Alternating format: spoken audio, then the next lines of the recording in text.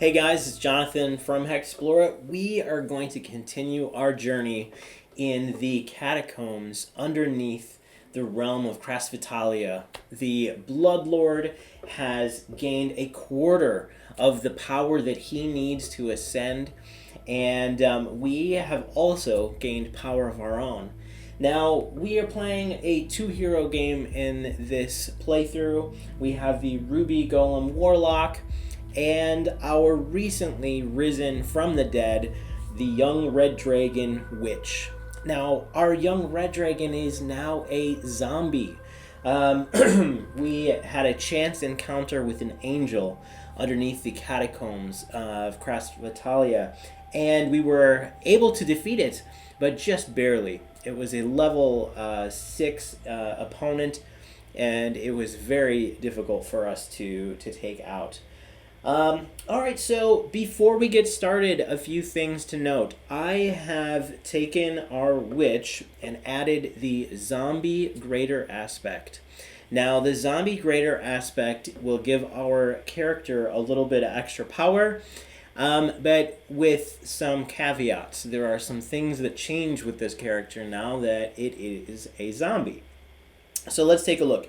The zombie greater aspect comes with its own amount of stat modifiers. So we have some that will give us bonuses and some that are negatives that will reduce our stats.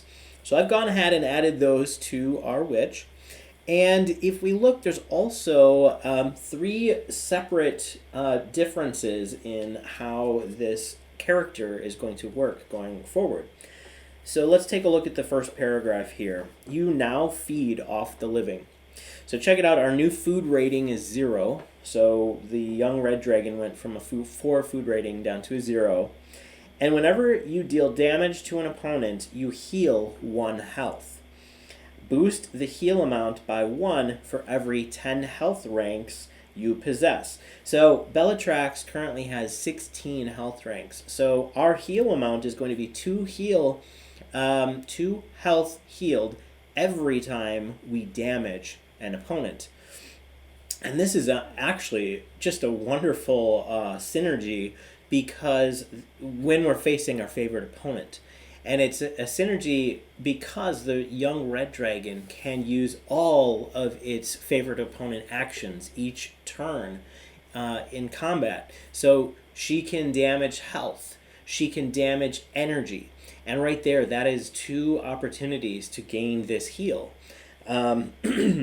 She also has the ability to heal while facing her favorite opponent, which we saw with this power-up card that we gained at the beginning of the game. Alright, so what else? Necromancy has brought you back. Your body is stiff and is beginning to decay, but you've retained a small sliver of your mind for now. Beatless Heart. Whenever you suffer critical damage, if the damage is lower than your defend rank, convert it to normal damage. Our defend rank is currently 4 because of the bonus that we got from this card, and we can interchange our defend rank between our familiar and ourself. So this is just going to allow us to be a better bloodcaster, and it's going to allow us to get rid of the critical damage that comes with certain attacks, which is going to be a good thing. And last but not least is Severed Patterns. Each game turn during the villain phase, choose one of your masteries and reduce its rank by 1. Each time a mastery is reduced when it is rank 6 or lower, gain 1 attack rank. Masteries may be reduced to 0. So what this means is each game turn during the villain phase, choose one of your masteries. So we're slowly losing our mind. We've become this zombie. This young red dragon has been risen from the dead and has become a zombie. She's going to start losing access to her masteries. And when this happens, each time it is reduced when the rank is 6 or lower, she will gain 1 attack rank. So there's kind of a drawback here. She's going to get more strong as the time goes on, but she's also losing access to those masteries. And when your rank is 0, you can't use your mastery. So our witch is going to be facing some difficult times ahead now that she is a zombie. Now there's no coming back from greater aspects. You can't take a greater aspect off of a hero once they have attained it. And likewise, you can't go back to your keepsake. Now, we had our keepsake trigger before our warlock raised our hero. And we decided to do that. I decided to do that because I wanted my hero up and alive, rather than using her ranks to be reduced as she was a spirit. So it just, because we have so many runes that we're going to be turning in, there's a huge power-up bonus potential here for us in this video. So we can't go back to that keepsake. I've discarded it for the witch, and if the witch dies again, she is dead forever. So, we have, because this all happened last game turn, we are going to have the crow stay with the witch. It is the witch's familiar. We had the warlock raise the witch right after she died in that same game turn. Right. So, before we begin, let's take a look at our map. We have already explored a huge amount of area in the dungeon here. We have 4 collectors on the board, and that means that Noctis is gaining power just exponentially. We've seen him rise very slow in the beginning, and now he's gaining blood, really a great deal of blood. So what do we want to do? We have a couple of runes that we can turn in. We have 1 full set. We have a red, green, and a blue. We also have a second green. And we could go after some more runes in the dungeon. I think we will do that very briefly, and then we're going to switch back to the main realm, and then we will continue our journey in Krasvetelia. All right, so without further ado, let's jump in. All right, we have our movement phase. We gain 12 total time in the dungeon. That is based on our, 7, and did any of these change? Let's see. They did not change. 10, 11, 12. We have 12 time. All right. We are going to move to 1, 2, and we're going to work with this blue rune here. So we are going to draw that. We'll reduce our time by 2 first, so we don't forget that. Goes down to 10. All right, now we have the Antlers of Desperation. Doorways will be a challenge from now on. This is a time costing 3 card. We'll go down to 7 time remaining. Up to once per game turn, you may spend 2 energy to convert health damage you suffer to energy damage. Additionally, the wielder doubles their attack rank and halves their defend rank while they have 0 energy. Oh, that's pretty good. If this is a +1 attack wielder bonus, treasure. So I think I'm going to give this to our warlock here. So we move this over. So our warlock's attack rank is now 10. We have 7 time left. Let's take this off of the dungeon tile. We will move 1 more to this green one here, reducing our time to 6. And then we will go ahead and draw a green card. Giant boulder. A boulder suddenly comes rolling down the hallway. Group 8 health and roll either navigate or defend.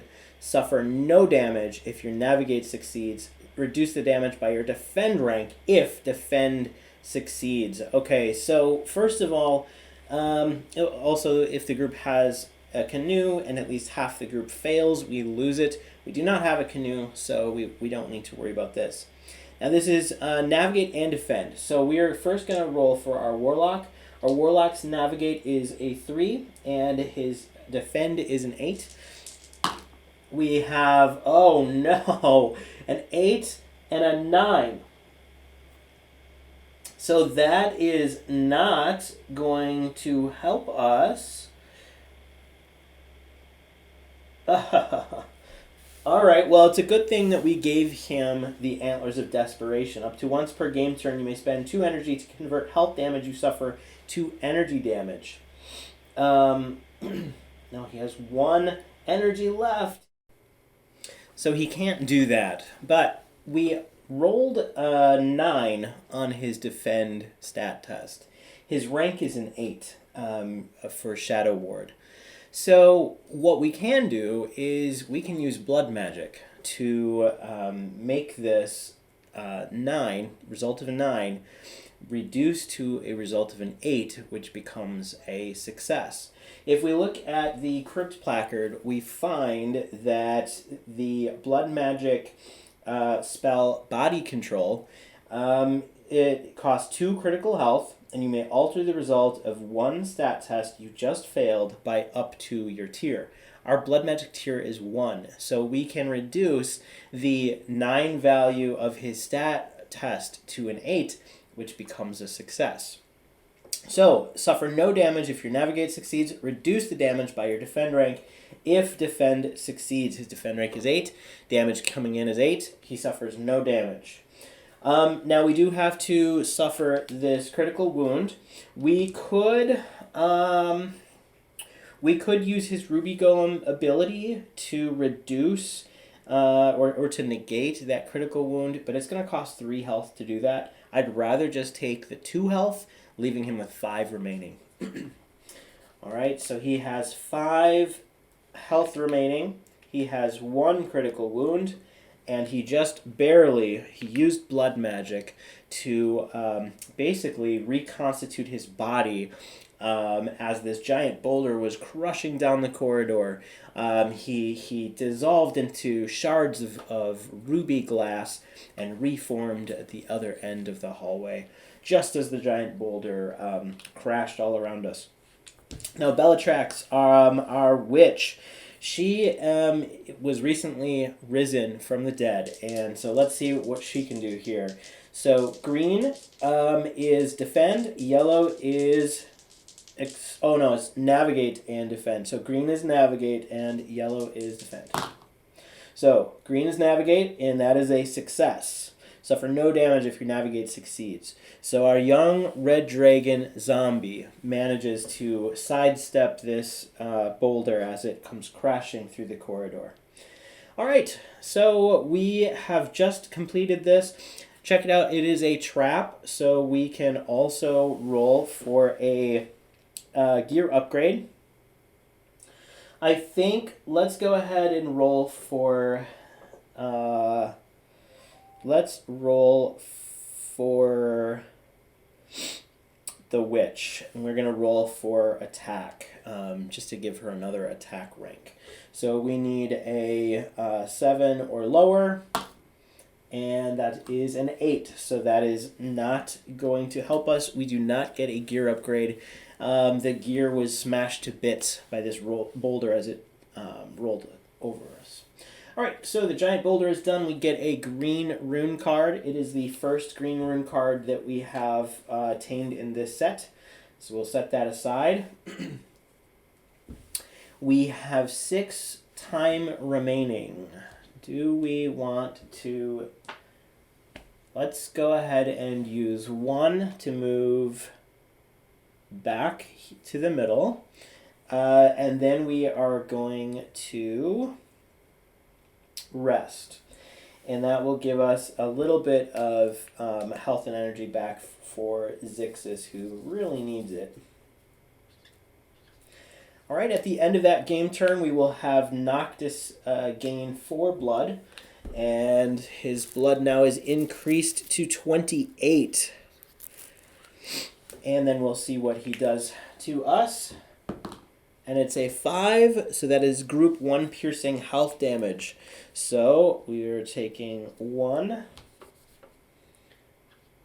All right. And it is, again, our turn. We start with 12 time.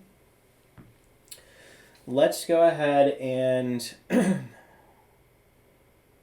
let's make use of this Cord of Truth. Whenever we move 4 hexes or more in a game turn, we get to place a clue on a card of our choice. So let's make our way back here, and maybe what we'll do is we'll try and get back here. So let's go 1, 2, 3, and then we're gonna push through this this wall here by rolling a attack stat test. That's a success and a success. So we managed to move through. That's 4. We get to place a clue on the board. Let's place it on the Hidden Giant investigation. Then let's go 5, 6, 7, and go to this green rune here. So we will have used 7 time. We go down to 5 remaining, and then we draw another green card. And we have Safe Space. You've found a secluded place to rest. A cursory search indicates you're alone in this area. The group may spend all remaining time they have this turn here. If you do, all heroes heal health and energy equal to twice the amount of time spent and remove 1 critical wound. Well, Zixis has a critical wound, and so that will actually help us. So yes, this is awesome. We're going to use all 5 of our time. So we would have healed 10. He comes up all the way to full. Now, one thing we didn't do at the end of the last turn, during the villain phase, I have to get into the mindset of our zombie here. Our zombie is reducing, his severed patterns are reducing her severed patterns are reducing her mastery ranks, and every time they are reduced by 1, if it's under rank 6, she gains a +1 to attack rank. So let's go ahead and reduce Coven by 1 for last turn. It goes down to rank 2, so that means we get 1 attack rank. Attack goes up to rank 8. Critical wound goes away for our Ruby Golem, and the witch heals to full here. And we gain this green card. That's 2 green cards for us. I'm throwing them around here. And that's going to give us an additional green rune.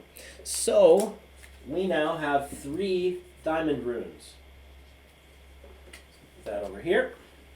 We'll take our green runestone off of the dungeon. The dungeon is looking pretty quiet these days. Alright, so we've used the rest of our time. We are back up to the villain phase. Noctis is going to gain another 32 blood. He's going to start to get pretty powerful here. He's already got 3 of his augmented abilities if we do nothing else. And you'll see how that works at the end of the game. Alright, so next we have to see what he does to us. We roll a d12, and it is a 6. And that is a +2 penalty to stat tests made next turn. Alright. So his minions are messing with us. Alright, so I think what we're going to do is let's go ahead and move another 4 to place another clue with the Cord of Truth. Each time the group moves 4 or more hexes during the movement phase. So it's the movement phase. We could go 1, 2, 3, 4, 5, 6, 7, and we're going to tackle this green rune over here. So we've moved 7. We have 5 left, 5 time remaining. We get to place a clue on the Hidden Giant card. And then we are going to draw a green card. And this is Impossible Flora. The floor of this hallway turns grassy with flowers before your eyes. The pollen covers your boots and you feel nearly weightless. Double any remaining time you have left this turn, and double the time you gain next turn. Whoa, so we get our time back, and we could continue moving.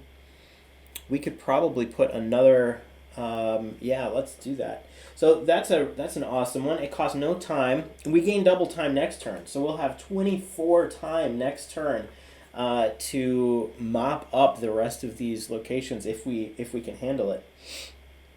All right, so 10 time left. We're going to take this green rune off of the board. We're going to place another dungeon tile. And let's place that here. I know you can barely see the bottom of that one. So let's go ahead and roll for our runestone placement. We have 4, a 10, and an 8. The 10 cannot be reduced below an 8, so we do not get a blue rune. The 8 green can be reduced to a 6 if we wanted it to be, which would place another green runestone right in front of us. The 4 could be replaced with a 5 or a 6. Let's place it right here so you can see it there with a value of 5. All right, so we've placed our runestones. We're going to move 1 using 1 of our time to go after this green runestone. Oops, I think I put this one over here and this one over here. I should have kept both of these. Yeah, okay, let's back up. So what I did is I placed these 2 green cards over here. Oh no, I accounted for that already. Yes, the giant boulder I accounted for. Okay, safe space, however, I just placed over there. So that is our second green card. So we get another green rune from playing Safe Space and Impossible Flora. Okay. So that means we have 4 green runes.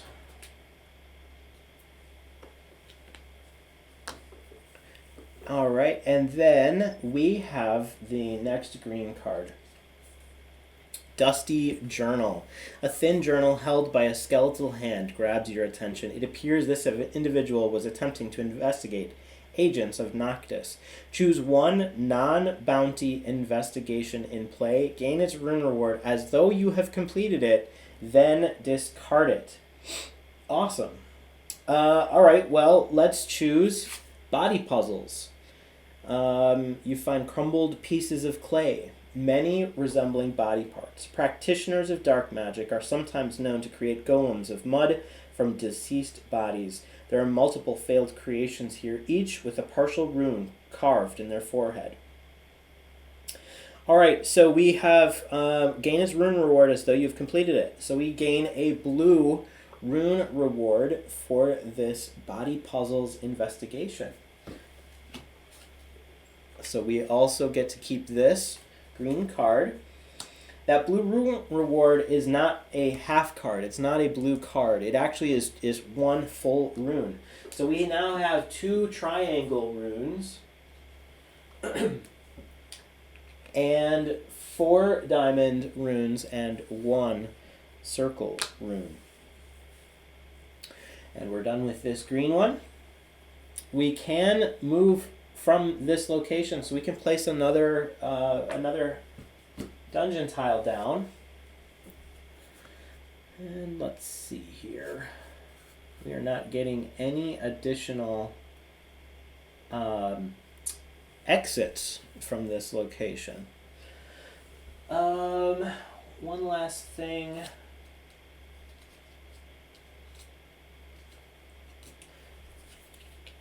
This Dusty Journal was a 0 time card, so it did not cost us anything. We moved from here to here, which would cost us 1. We have gone down to 9 time remaining. Now we have full health, full vitals. So let's go ahead and oh, I just blocked this off. Yeah, let's not put it there. Let's put it. Oh, I'm gonna have to. There's no way to get to that blue rune. Oh, there is. Yeah, we can do it this way. All right. So we are going to continue moving. Let's go after that blue rune first. So we're going to move 1, 2, 3. 3 more. We go down to 6 time remaining. And we are going to draw a blue card. We have the Headband of the Third Eye. You've found an ornate black box. Opening it reveals a black satin headband and eye stylized in its center. The wielder gains a -3 bonus to rolls made to overcome an opponent's evasion. Up to once per round, if the result is a hex, you gain 1 additional action. So, wow, this allows us to gain some extra actions in combat. It also will increase our Explorer by +1. Yeah, let's go ahead and take it. It's got a 2 time cost, so our time will diminish to 4. And we will increase our Explorer accordingly. All right. Take this out. 4 time remaining. We don't have enough to heal. We don't really need it. We don't have any lost health. So let's go ahead and move 1, 2, 3, and we're going to go after this red rune. Let's see what we have. Gigantic Swarm. Draw and face the next swarm encounter. It is dangerous. Reinforce if we have more than if we have 4 or more heroes in the group, we will be reinforcing, and that means it is double dangerous instead. If we vanquish our opponent, each hero gains a power up from this. All right, so we have to draw a swarm. I'm just going to replace this card here. Let's place our gigantic swarm down, and I will search the deck for the next swarm encounter. Oh boy, oh boy. All right. We just drew the vampire bats. Vampire bats are swarming us in the depths of this dungeon. It is a creature swarm, so we don't really get to have favored opponent against this type of opponent. We do have a dangerous opponent here, so we are going to be increasing its Outlast by 1. Let's see, moderate, +1 Outlast. And so we are going to see 4, 5, 6, 7 Outlast for this opponent.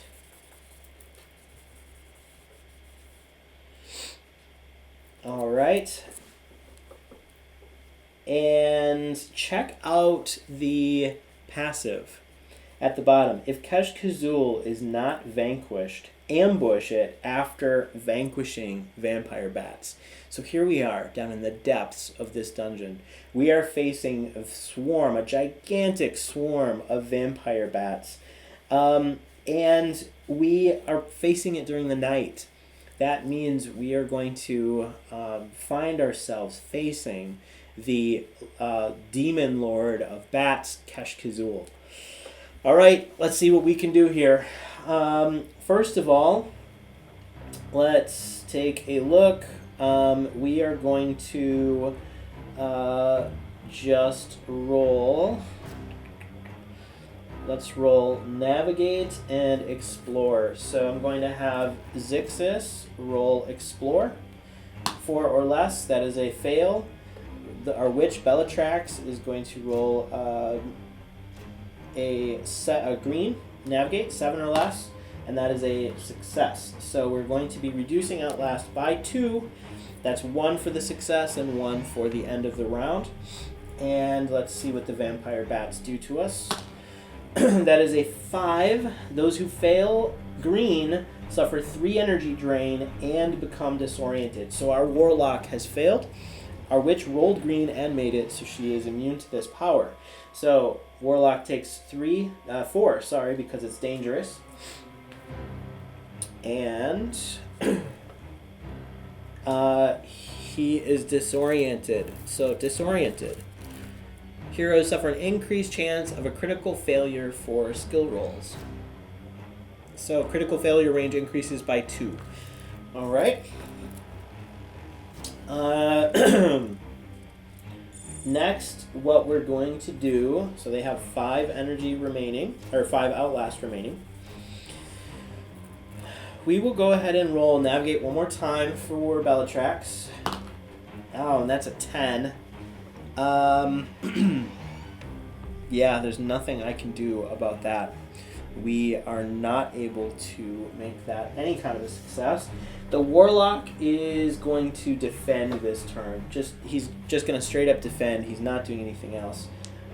So we've only reduced outlast by 1. They have 4 outlast remaining. Let's see what they do. 2. Those who fail suffer, and this is a yellow, so we both fail this, suffer 1 corrosive health damage. That's actually 2. Those who critically fail suffer 2 corrosive critical health damage instead. Alright, so let's see. We have 2 corrosive health damage. Our Zixis has defended for 8, so he suffers none. Belitrax, however, suffers both. So she goes down to 14 health remaining. And whenever you suffer critical damage, if the damage is below your defend rank, converted to normal damage. So she wouldn't suffer critical damage anyway from this attack. All right, they are down to 4 outlast. Next round, I think we're just going to defend, both of us. Or no, she'll roll navigate. She's got a pretty good chance of navigate here. So 7 or less, and that's a 5. So we do reduce it by 1. So we will have 2 outlast remaining at the end of this round. We roll another 2. Those who fail for 1 corrosive health damage. That's 2. Zixis has defended, and so he takes no damage.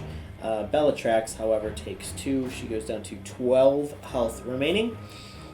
All right, 1 outlast to go. We are going to roll navigate, and it's an 8. Oh, that's 1 away from actually making this happen. I think what we're going to do is use our blood magic ability to use body control. You may alter the result of one stat test you just failed by up to your tier. Now this is 2 critical health. So she is going to spend 2 critical health. And again, beatless heart for that zombie ability. That critical damage just goes away. It's normal damage. Takes 2 damage. And all of a sudden, that is a success. That's 8 is reduced to a 7, which is a success. This is going to take out our gigantic swarm of vampire bats.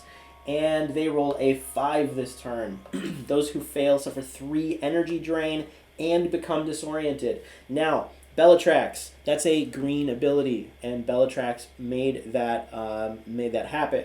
So she is not suffering this damage.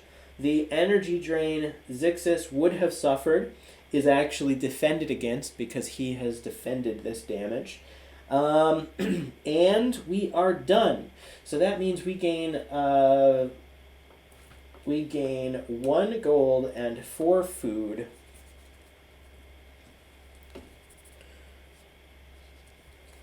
And we can put this away.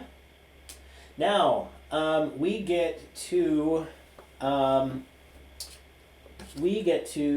ambush Kazul, the demon bat. So let's take a look at that. Kazul is a level 3 boss. It has 32 health, 22 energy. It is a creature. And it has a passive ability here. At the beginning of combat, Kazul summons vampire bats. Their attacks may only deal a maximum of 1 damage. So the vampire bats re-enter combat with Kazul. They are only doing 1 damage for each of their attacks, but they are part of the swarm. The swarm continuously encircles the monstrous bat, acting as its cover. Anybody watch What We Do in the Shadows? Bat! That's what we're up against, a gigantic demon bat. Alright, 32 health, 22 energy, and we get to ambush it after vanquishing the vampire bats. So let's take a look at this. Now, if energy was spent to power this mastery, deal health damage to your opponent equal to Nether Pull plus Eldritch Siphon rank. So that'd be 12 damage. We could do 12 damage right off the bat. Gotta update this. Yeah, alright, so I have not updated our Warlock's Arcane Bolt. Our Arcane Bolt is actually doing 19 damage now. So I think that's what we're going to do, is we're going to ambush this gigantic sleeping bat with our Ruby Golem casting Arcane Bolt at it. So 14 incoming damage right away. That is going to leave it with 18 health remaining when combat begins. Alright, so that's going to reduce his energy to 1 energy remaining. Next thing I think that we're going to do is we are going to deal another pull plus Eldritch. So Zixis is going to spend 1 energy to deal Eldritch Siphon. He will deal 12 damage to this demon bat. Belitrax will use his Baneful Curse. So she will actually just deal 8 damage. Now if the gigantic bat does nothing to reduce the damage or to heal, then we will have killed it in this first round. So let's see what it does to us. Alright, so we are going to roll a d6. Where is that? Here we are. Roll a d6. What does the giant bat do to us? Single 4 health, and it has Hatred of Striker, and the target is now held. So the swarm is also dealing some damage to us, so we will have that act as well. Single 4 health, and its Hatred is Warlock. So Hatred, heroes who are heroes of the specified type suffer a +2 penalty to their target die against attacks made from these opponents, and those attacks deal additional damage to the hated hero equal to the opponent's level. So this is doing an additional 3 damage, and we're going to see if it is hitting the Warlock. +2 to target dice. That's a 9. +2 is an 11. The Ruby Golem is hit. Belitrax is target dice is only a 2. Alright, so what this all means is Zixis is getting hit for 4 damage +3 is 7 damage. He is not defending. He goes down to 4 health remaining. And the target is now held. Target held by Kazul cannot target it, and they become the first target of its attacks. Each round during the declaration phase, a held target may attempt to break free. If successful, you are no longer held. Only 1 target may be held at a time. So basically what happens is he is now in the maw of this gigantic bat. Vampire bats get to go. We roll a 1. Those who fail suffer 1 corrosive health damage. So we've all also suffered 1 additional corrosive health damage. And 9. And because they are in battle, they still have some Outlast remaining. So Kazul is defeated. We have defeated him. We will get those nice rewards as soon as we are done facing these vampire bats. which a second swarm is now all around us. So 4, 5, 6, 5. So they have five Outlast remaining. So next round, Zixis is going to defend. And Belitrax is going to roll Navigate. And that is a 3, so we are down to 3 Outlast remaining.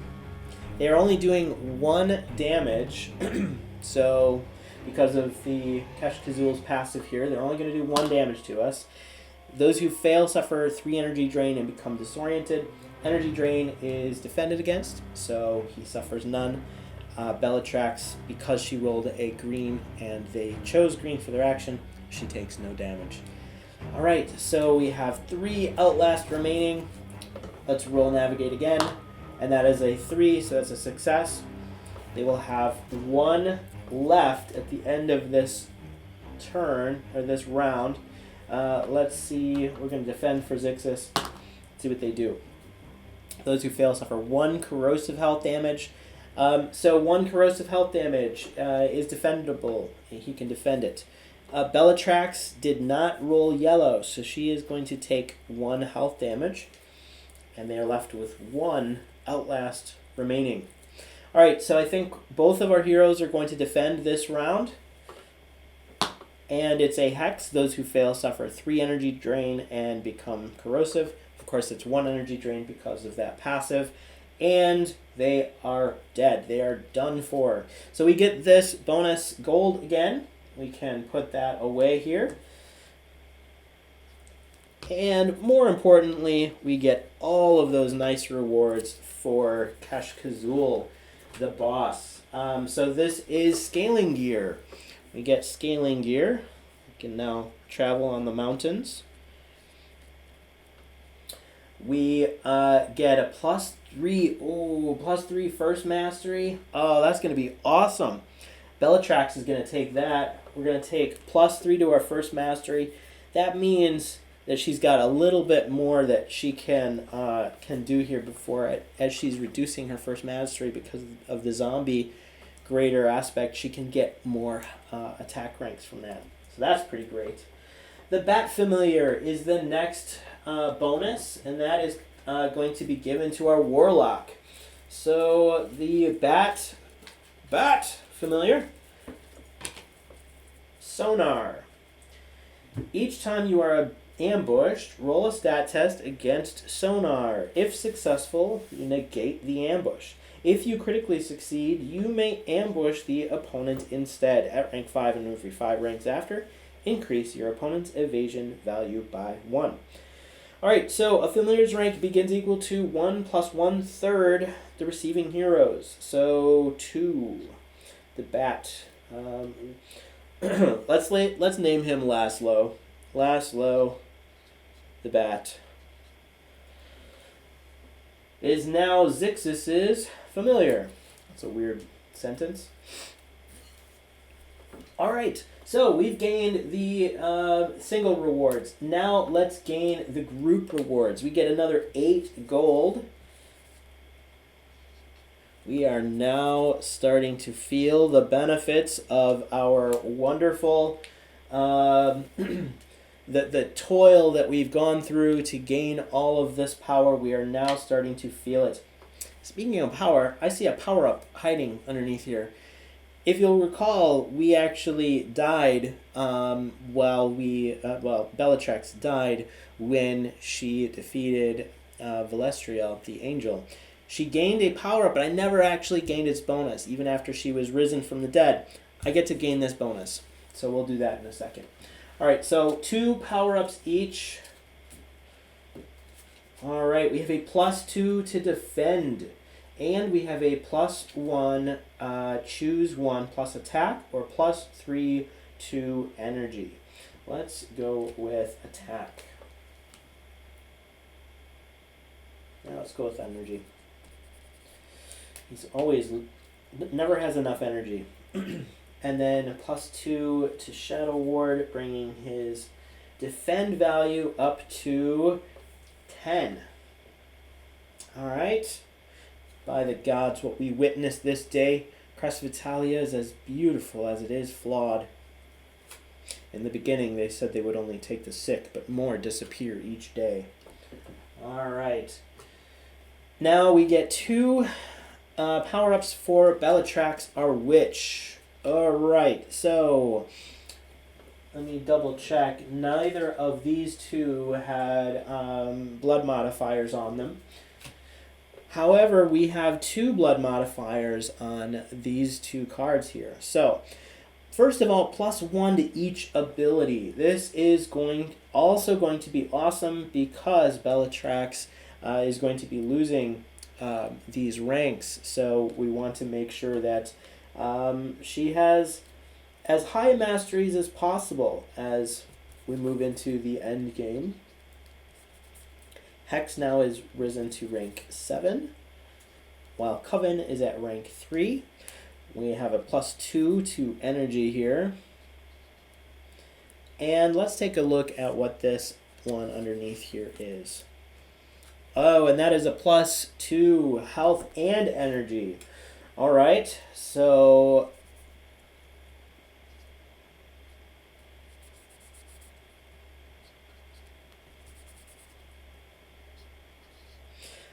so Belitrax now has 18 health, 14 energy. We have a +2 to our modifier and a -2 to a modifier. So that is a 0 modifier. All right. And we are done with this runestone. Let's place that here. We get to take this red card as our bonus. And that gives us 1 of each of the 3 dungeon cards. All right. Well, we have 4 time remaining, which is just crazy. So, actually, did we spend that time? I don't think we did. That's 2. So we have 2 time remaining. So I think what we'll do is we'll just move 1 more right to the edge. And that will give us another dungeon tile to be revealed here. And let's just place like so. Just like that. And then we will go ahead and roll for our runestones. 8, 8, and 5. The 8 for the blue could be moved to a 7 or a 6. So let's put the blue right here. The other 8 could be moved to a 7 or a 6. So this is a green. It's going to go right here. And then the 5 could be moved from 5 to 3. Let's just move it here. Yeah. Or we could do it right there. That would be fine. All right. So that is going to conclude this game turn. We can move into the villain phase. First of all, Belitrax is going to lose a rank. We're going to go to rank 2 for Coven, which also is going to increase her attack rank by 1. We have 10 attack rank now.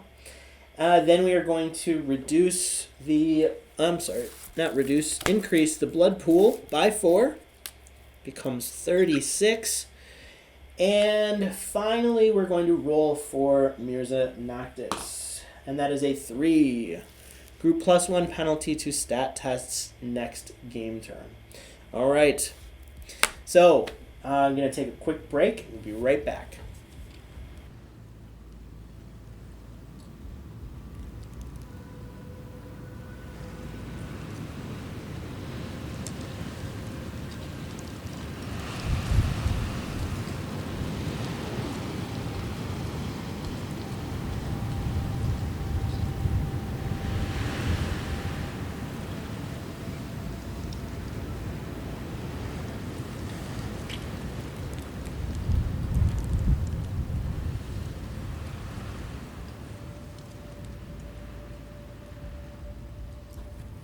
Well, that was crazy. Alright, so we have finished defeating the gigantic swarm of vampire bats.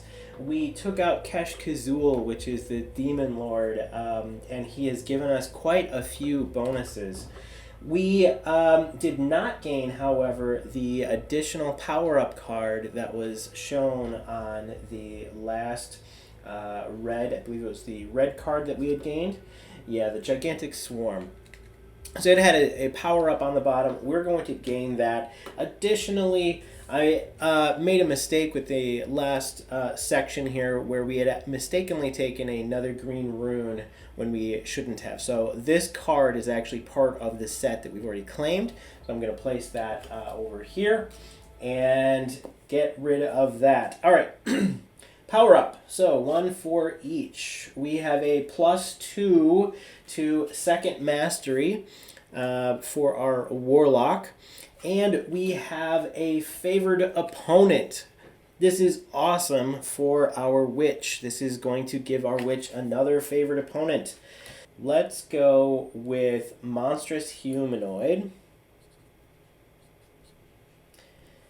And that is awesome.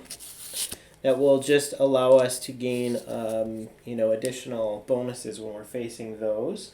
+2 to second mastery is always a good thing to have. So the scholars say the coming darkness is more than it appears. They say it is a cycle. Noctis prepares for something. So we're finding some tidbits of information down in the dungeon that Noctis is preparing for something. All right, so Zixis has 3 health remaining, 3 energy remaining. Before, so every time he uses Eldritch Siphon, he can heal 4 health. We may want to gain 1 or more red cards, and then we're going to exit the dungeon. We'll probably do 2 more red cards just to have them if we can make that happen. Now, last turn, we played a card that gives us double our time. So we should have 24 time in the dungeon this turn, which is absurdly crazy. So I'm going to just place 2 12s here to denote that we have 24 time in the dungeon when we start our game turn. All right, so we're going to move 1, and we will move into this red rune here. And hopefully this is not a mistake. We'll see what happens. Red card. Favored foe. Draw and face an encounter. Healers and assists. Gain favored opponent against it and may ambush it. Now, we do not have a healer and we do not have an assist. So we do not get our favorite opponents with this combat. So whatever we draw, we're going to have to face it with no favorite opponents. And we find a poltergeist. All right, this is a level 4 spirit. Okay, so spirit looks like it is tethered. Tethered means that this entity can die if we reduce its energy completely. So let's see. The poltergeist does not have a health vital and cannot suffer health damage. But it does have 20 energy, and we can destroy it, dealing energy damage. All right, so Belitrax, our witch, is going to use Hex. You deal Baneful Curse rank plus Hex rank. That's 17 energy damage coming in. And split amongst, and you raise energy equal to half Hex rank. So we are going to get an energy raise of 3 energy that we can give to any of our heroes. That's going to cost her 1 energy. All right. So our warlock is going to defend this round. Let's see what the poltergeist does to us. And it is a 2. Single 6 energy drain and explore. Those who fail become frightened. The poltergeist raises 5 influence and 5 energy for each critical failure. All right, so we are going to roll explore. Well, first of all, we're going to roll to see who is the target. A single target. We have the warlock with a 10 and the witch with an 8. So our warlock is targeted. Our warlock needs to roll explore. So we will roll our yellow, and that is a 7. That is a miss. So our warlock is frightened. The poltergeist raises 5 influence and 5 for each critical failure. It wasn't a critical failure. The poltergeist has 3 energy left at the beginning of the next round. Zixis has suffered no damage, thankfully, because of his defend. So his frightened condition looks like he can only use his defend action, and he does so with a -3 penalty. So his defend this round is a 7. All right, so we're going to do the same thing. Although this heal, the witch healed 3 energy, so we're going to have the warlock heal that energy. Belitrax will use Hex one more time to deal 17 energy damage.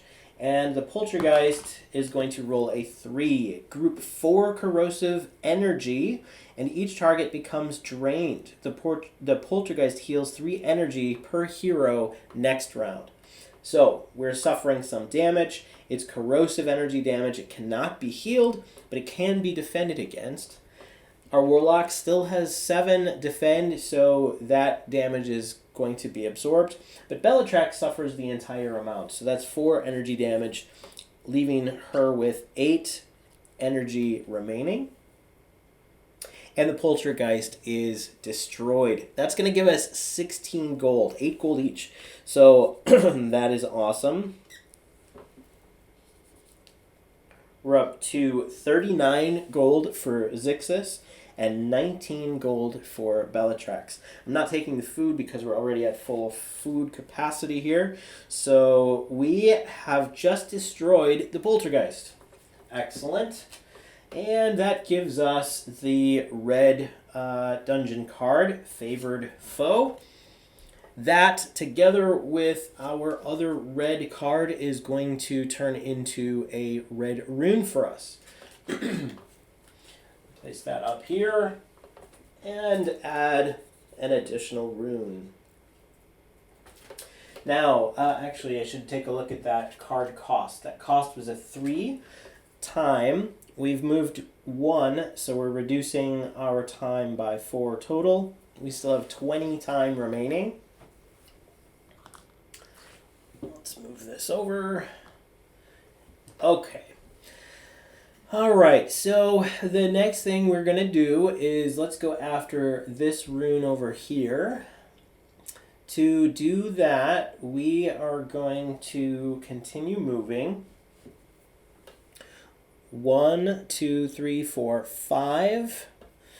And so we will go down 5 more. We have 15 time remaining. We've moved more than 4 hexes in the movement phase, so we can place another clue on an open investigation of our choice. So we're going to place it on the Hidden Giant card here. Okay, and now we're going to draw another red card. We have Cage Match. Each hero draws and faces an encounter. Each encounter only targets that hero and cannot target any other. Non-hero allies do not enter combat. Heroes may not target other encounters until the one in front of them is defeated, but may target other heroes normally. All heroes gain all vanquished encounter rewards. Oh, so this is a pretty hard card for us to draw here. Let's see if we can manage this. Cage Match costs 5, so we are going to get rid of the 3. Go down by 2 more. We have 10 time remaining after this card is played. Let's see what we are facing here. 2 opponents. We have a level 4 bounty hunter for Belitrax. And we have a level 3 ascendant succubus for our warlock. So we have a bounty hunter and a succubus who are attacking us this turn. Now the succubus has a couple passives. Looks like the bounty hunter does as well. We could bribe the bounty hunter if we really wanted to. Just looking at these stats here, this is going to be a difficult battle for us, I think. I think what we're going to do is use our bribe. This opponent can be bribed, so we're going to reduce 8 gold. Because the witch is the only hero in this fight, we're going to reduce the gold that she has, and we are paying off this bounty hunter to leave us alone. So I think what is happening is the bounty hunter was just about to attack the succubus, and we interrupted that, or other things. All right, so we are going to take this card. We have bribed the bounty hunter. In Domain, when you bribe an opponent, you actually get to place a clue on a slot of your choice. So we are going to place a clue.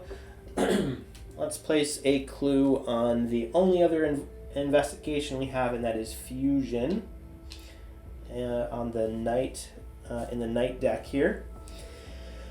All right, so that is going to leave us with only one encounter. That was the witch's action this turn.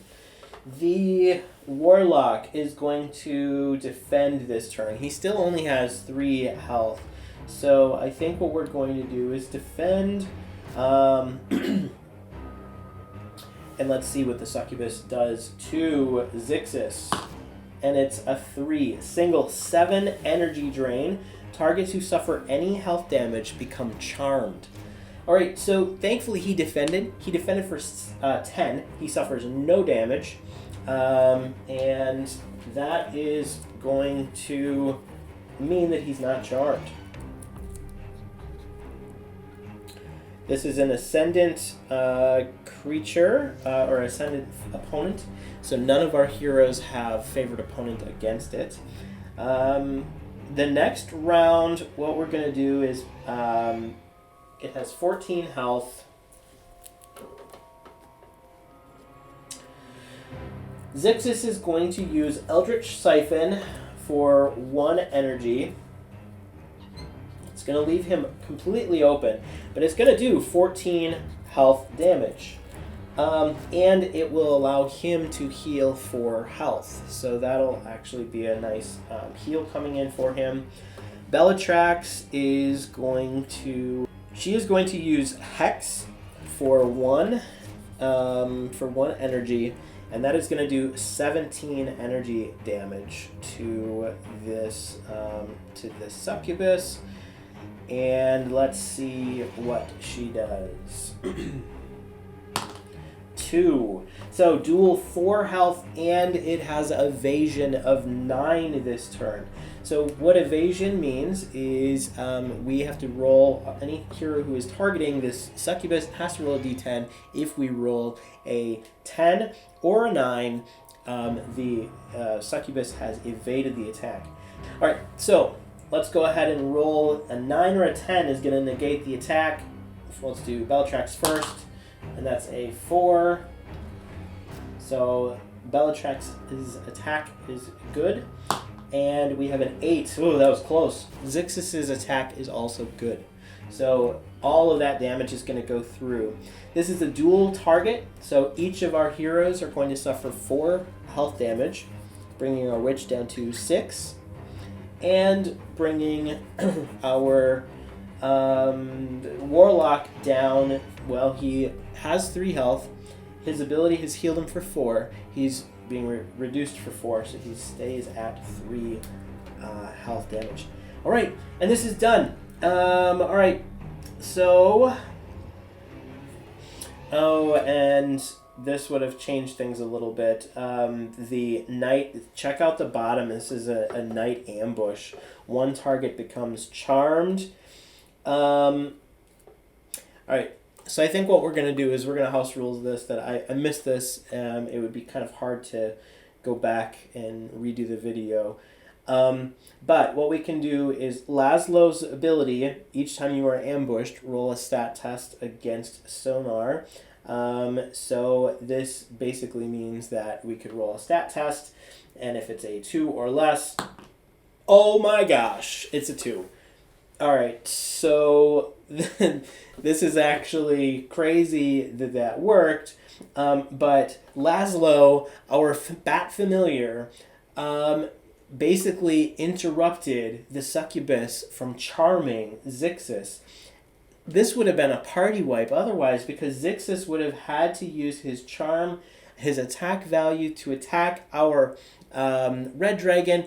Red dragon would have died, and then Zixis would have been close behind. So, holy crap, we pulled this out of the depths of defeat. Okay, so we do get all rewards. So 8 gold.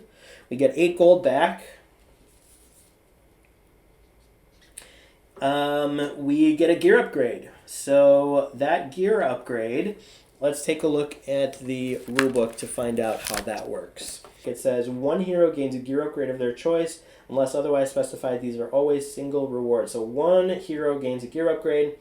And then check that out. The group gains a blood magic tier and draws a single blood magic spell. So we've just gained a 2nd blood magic tier. That is awesome. We gain another blood magic spell. Dominate.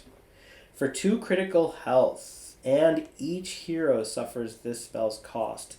And an encounter you're about to face in combat instead becomes your ally for a number of game turns equal to your tier. Your tier must exceed its level in order to cast this spell. All right, so our tier is 2. So if we face a level 1 or level 2 opponent, we can actually, or an encounter rather, we can actually dominate them. Roll its action each round and discard it when it dies or when this spell ends. That's pretty great. All right, so and that is actually a expansion blood magic spell. Succubus is done here. We get that gear upgrade as well. Who wants the gear upgrade?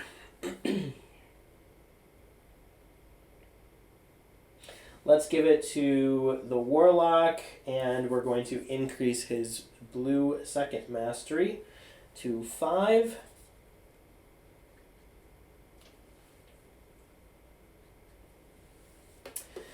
All right, and somehow we came out of that without suffering too much pain and damage. We get to take this red card, and it becomes a half of a red rune. All right, so we have 10 time remaining. 9, 8, 7, 6, 5, 4, 3, 2, 1. We are going to head for the exit. All right, so we've used up all of our time. Let's go ahead and have Mirza Noctis gain 4 blood. He's at 40 blood now. We're going to see what he does to us during the villain phase.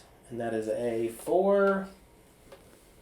The group must act during the opposite time they did this game turn. So it doesn't really do anything in the dungeon to us. We have our zombie lose a rank. We'll lose a rank in Coven. That means we gain a rank in attack. All right, and then it is our turn once again. I think what we're going to do is we're going to move, we get 12 time in the dungeon. Let's move 1, and then we're going to spend 1 time to break through the wall, Let's see if we can do it. That's a success. We are able to do it. And then we move the second times 10 time remaining. All right. We are going to exit using the rest of our time. We are exiting out of the dungeon. And this is on crypt number 3. So crypt number 3 is not on the map, but we get to place this down when we are exiting. There it is. And where do we want to place it here? Let's see. Let's place it right here.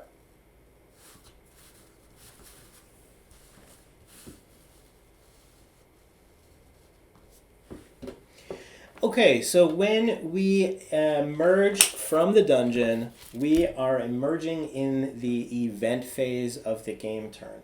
We get to turn in a lot of cards here. You guys, this is going to be crazy. We have 2 red runes. We have 4 diamond runes, green runes, and we have 2 triangle runes. That's 2 sets of each of the 3. So what we're going to do is we are going to fill in the crypt placard here, and let's see how activating runes work. We are currently in this crypt, right? Okay. Activating runes. Mark the rune type on the table below and add to the total number of activations below right. Then discard those runes. Turning everything in. So 1, 2, 1, 2, 3, 4, and 1, 2. All right, so I'm filling in the boxes on the activation table. We filled in the first 2 red, the first 4 green, and the first 2 blue.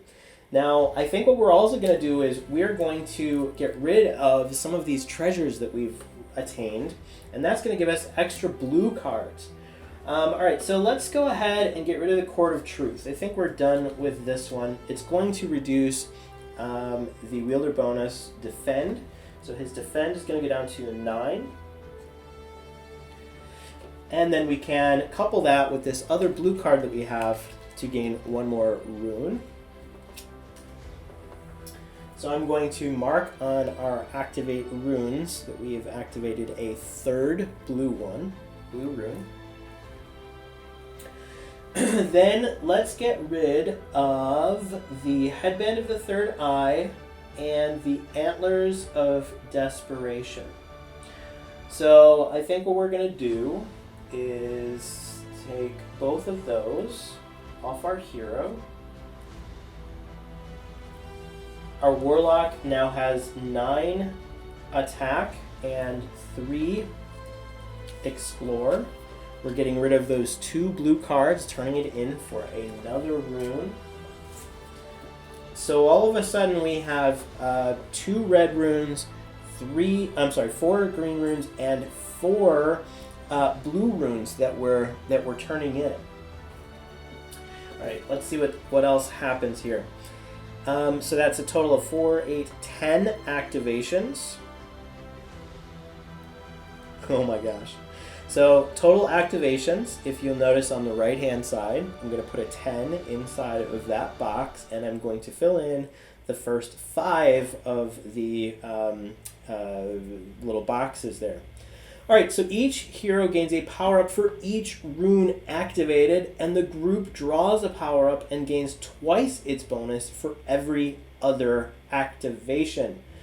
And whenever we activate sets, we immediately gain 1 blood magic tier. So this is going to give us, each hero is going to gain 10 power-ups, and then the group is going to gain 5 power-ups and gain twice the bonus. Oh my gosh. Alright, so this is going to take me a little bit of time to set up here. I'm going to try and do it so that you guys can see what's going on. Let's go ahead and do Zixis first. We gain 10 power-up cards for Zixis. 1, 2, 3, 4, 5, 6, 7, 8, 9, 10. Oh my gosh. Alright. +2, choose 1 stat. +1, second mastery and navigate. +1 first mastery. We have a favorite opponent card. We have a blessed card. We have a +1 to second mastery. We get another familiar. We get a +1 attack and defend. We get a +1 attack and explore, and we get the damned ability here. All right, and this is all automatically going to trigger. Voices are speaking to you in whispered tones. They promise you power, that it rises inside you, waiting to be unleashed. You are Legion, now one of the damned. Keep this card when you gain it, and gain the stat bonus below at the end of a game turn in which you've activated runes in a crypt. That is this game turn. Gain the damned greater aspect, so now our warlock is becoming damned. Only one hero may gain the aspect reward. If this was a group power-up, remove this card from the game afterwards. So this is all of the stuff that our warlock is going to gain. It's going to take me a little bit of time to apply this to my hero.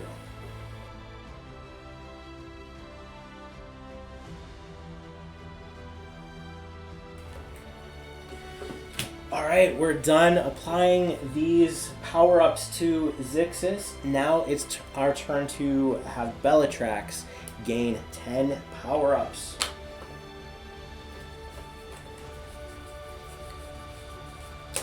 Selected the exact amount. Alright, let's see. +1 all skills. Defend and navigate. Explore and first mastery. +3 defend. +1 second mastery, +2 health, +1 first mastery, +3 attack. Oh, and the Holy Grail, +1 each stat, and +2 survival. All right, let's apply these to Belitrax.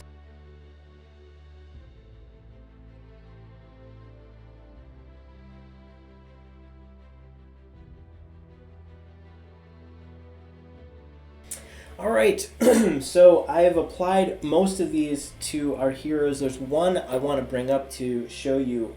We have also gotten this +2 survival card, and this is a +1 blood magic tier. So we are going to also gain a blood magic tier from this. This is amazing, and it feels so worth it having spent all that time in the dungeon. This reward is amazing. So let's go ahead and grab our next tier. We now have tier 3. And our blood magic spell is Blood Curse. This is for 3 critical health. We get to choose one. Deal health, energy, or influence damage to your opponent equal to twice your madness. Effect Outlast equal to half your madness. And then reduce your madness by up to 1 for every 4 tiers you possess. Now, this Blood Curse is all about madness, and we actually don't have madness that we're playing with madness in this game. This is an expansion card. That's okay. We won't need to make use of that one. All right. So I have just applied our power-ups, our individual power-ups. Now we get 5 power-ups that we gain twice its bonus for the group. Oh my gosh. Alright, so +1 second mastery, +4 energy. That's +8 energy right there. We get a block. We get +1 survival, and 1, 2, 3, 4. And last but not least, +2 attack. Oh. Alright, so that +2 attack is +4 attack. +1 survival. This is +2.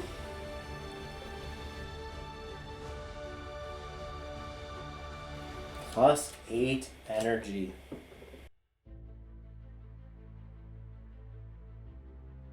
And keep this card after gaining its rank bonus. You may discard it to remove 2 madness.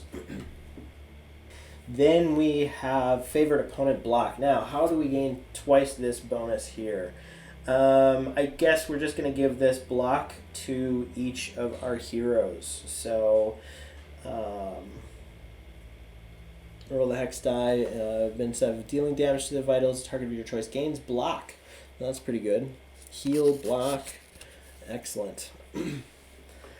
All right. So, last but not least, we have the greater aspect, the damned greater aspect is being applied to Zixis, our warlock. So why don't I grab that and apply that to our Ruby Golem.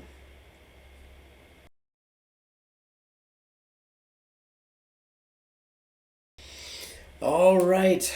Wow, what a turn in. We have turned in all of our runes, leaving us with 0 left.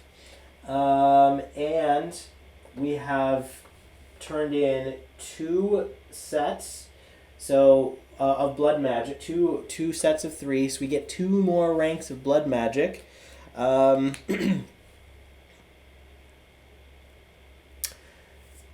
So let's get those. Our rank goes up, our tier, blood magic tier goes up to 5. And what are the next 2 that we get? All right, we have Raise Skeleton. This spell may only be used after you vanquish a foe. You raise its skeleton to do your bidding. It deals 4 piercing health damage to your opponents each round and automatically becomes a target of the first effect that would damage you. It may absorb up to 1 effect for every 3 tiers. So 1, and then it is destroyed afterwards. So this is, we get to raise a skeleton after we've defeated a opponent. Yeah, something's going on with my camera there. Weird. And it allows us to gain that as an awesome ally. Then we have Blood Sense. Gain favorite opponent against 1 opponent type until the end of the game turn. What? Blood Sense? This is perfect for Belitrax. Now we can gain favorite opponent against anything we are fighting for 3 critical energy drain. At tier 3 and every 3rd tier after, increase favorite opponent damage you deal this turn by 1. Oh, this is the holy grail for us, this card here. Blood Sense. Alright, we have completed our game turn. I think what I'm going to do is I'm going to pause the video and recalculate everything what we have for our heroes. And then I'll come back. I'll show you what we're at, like where our ranks are at, because we have just entered the end game. Be right back.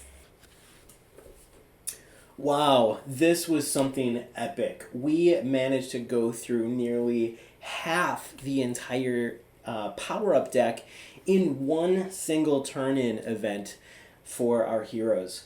Now, let's take a look at where that puts our heroes. Our Warlock Zixis has 20 attack, 13 defend, 14 for his Arcane Bolt, 11 for his Eldritch Siphon. His skills are 4, 5, and 6, and his vitals are now 14 health and 20 energy. He currently has 6 health remaining and 14 energy remaining. So that is Zixis. In one single attack, our Warlock can deal 48 health damage and 20 energy damage when using his Arcane Bolt. When using Eldritch Siphon, he can do 31 damage, and he can heal health equal to 1/3 that amount. So he can do 31 damage and heal 10 health. And for 1 extra energy, when he is using this ability, he can deal energy damage equal to the same amount and heal energy equal to that 1/3. So in one attack, he can deal 31 health, 31 energy, and he can heal 10 health and 10 energy. Holy wow. Not only that, but he is now damned. Zixis is now damned, and that also means that he has this Malicious Strikes ability.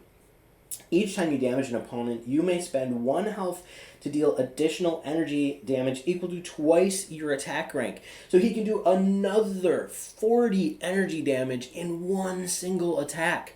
This is outside even his other racial abilities, which allows him to get rid of the critical damage. Not only that, but he also has a boost effect. He has a favorite opponent boost effect. And a block effect. So when he is facing an undead opponent, undead is his current favored opponent, he can choose to either boost the damage he's dealing, or he can choose to use it as a block as well. So we're not going to have any problems, I think, going after this Blood Lord. All right, let's take a look at our witch. Our witch, Belitrax. She is currently a zombie, so she is slowly starting to lose her mastery ranks. Let's take a look. She has 19 for Baneful Curse, her attack rank. 10 for Familiar's Aid, 10 for Hex, and 5 for Coven. She has 10 Navigate, 6 Explore, and 13 Survival. Looking at her vitals, she has 21 health, of which 9 is remaining, and 15 energy, of which 2 is currently remaining. Now, between the two of our heroes, we have close to 60, 70 gold. So we have all this gold that we can spend as well, and we haven't really been at a location that sells items to make use of that. So we have some cash in our pocket. Now, this is going to spur, we were in the event phase. We just finished playing the event phase. So now we're going to move into the villain phase. And so what we're going to do first is I'm going to have our witch use Hex to take one of these afflictions that are on the board. And she will also gain some extra energy damage for doing so. So we're going to spend one of her 2 remaining energy. We're going to take one of these cards. We'll flip over the next one in the stack. And now she has 1 affliction card in her hand here, which is going to allow her to do some extra energy damage. All right. Next, we are going to reduce one of her ranks, one of her mastery ranks, because she is a zombie. So we're going to reduce Coven from a 5 to a 4. And that will give her 1 extra attack rank, raising her attack up to 20. That will also deal a little bit extra damage when she's using her Hex ability. So I modified that as well. All right, after we're done with those modifications, we are going to jump into the villain phase. Now, the villain phase modifier is currently at +5 on this die. And that is because we had so many power-ups this game turn with blood modifiers.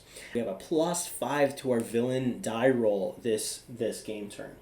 Noctis is going to gain some blood. So he gains 4 blood. And that's going to raise the blood pool to 44. All right, so next we are going to roll that d12, and we're going to see what he does to us. It's a +5. It's 4 + 5 is a 9. That means another collector is on the board. So let's roll for that. It is still nighttime. So we're going to roll a d6 and add 1. And that is a 1. 1 + 1 is 2. That's village number 2. That's right over here. So this 2 is going to become a 3. And that means there is now 3 blood collectors in this village.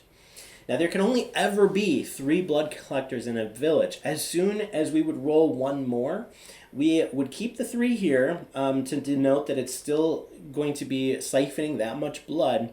However, the village is now destroyed. So we would place a village token here to denote that it is no longer a place where we can actually go.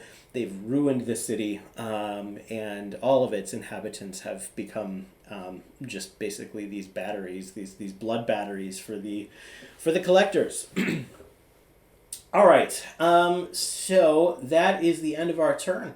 We're going to move into the next game turn, and now because we're out of the dungeon, we get to choose, are we moving during the day or are we moving during the night? And I think what we're going to do is we will move during the daytime. So I'm going to flip this over, and that is going to denote that we are moving on this side of the board here. Now, we have really low vitals, so I think it would be nice if we could find a location to heal. In order to do that, I think we're going to look for a monastery. That way we can buy some gear upgrades. So they're not revealed on the board yet, so we're going to look for a monastery by moving to the edge of the map. So let's move 1, 2, 3, and that will might allow us to open up 2 hex tiles at once. I'm not sure if we're going to be able to do that just because of the way our map is oriented at the moment, but that's okay. We're gonna take a look. So we've moved 3. Let's go ahead and draw a hex tile. And this does not help us. No, we do not have a monastery appear. We do, however, have a boss location right next door.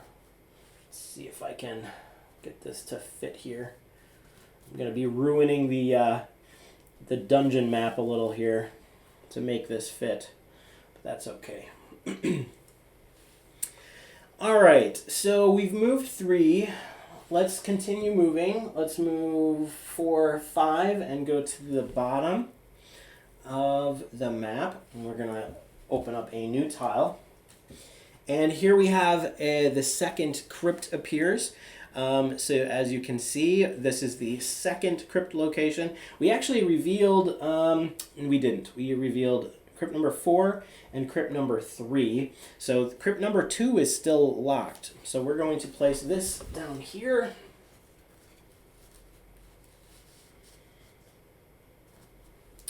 And then I'm going to place a locked crypt location on locked crypt token on this location to denote that this is still a locked crypt. All right, so we've moved 1, 2, 3, 4, 5. We could continue moving 2 more. Now we'll stay where we are currently. So we've moved 5. That is moving recklessly already. We're going to suffer 2 energy drain from this movement. The witch is now down to 0 energy. Zixis is down to 12 energy. All right, and now we are going to roll our skills. We're in the skill phase. So we have because we're moving recklessly, we only are going to roll one of the 2 skills, either explore or survival. Both of our heroes have a 0 food rating now. We have a damned warlock and a zombie for our witch, so they do not need to eat anymore. So I'm not even going to worry about our blue. So I'm choosing to roll navigate and explore. Explore is going to succeed, so we gain 2 gold here. And we make the navigate rolls. We do not wander. And then we miss the gold for Zixis, but he also makes navigate. So we are good to go where we have moved. Now we're going to play a circumstance on the day bar here. So we're going to roll a d6, and that is 1. That is a treasure. So we have just gained the Sun-Veiled Staff. You find a gleaming staff of tulip wood, wonderfully carved to depict angels and silk tapestries along its length. Heroes that have a greater aspect may not wield this staff. So we can't wield it. The moment it is picked up, it may not be given to another hero. The wielder immediately gains the blessed greater aspect. So we have to get rid of this card. Both of our heroes have a greater aspect. We're going to place this down. Looks like this is definitely a healer's staff. So you would be able to gain a good bit of extra healing from this card. So place this over here. And then we're going to reveal another card. All right. So now we are going to have an event. There is no event because we are not on event location. And Noctis is going to have his villain phase. So first of all, Belitrax is going to lose another rank in Coven, and that will increase her attack rank to 21, and increases her damage by 1. All right, and then Noctis is going to gain 5 blood. He's at 49 blood currently. 3, 4, 5 blood. There are 5 collectors on the board. And we've moved